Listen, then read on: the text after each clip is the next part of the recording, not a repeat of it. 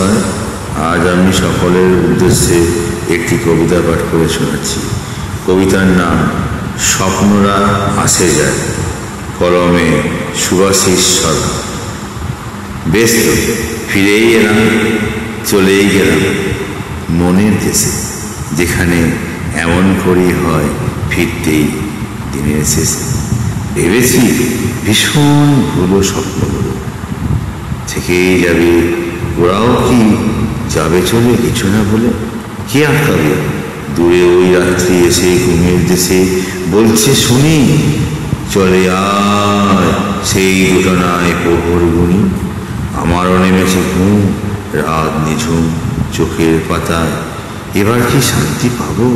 পথ হারাবো দূর অজানায়।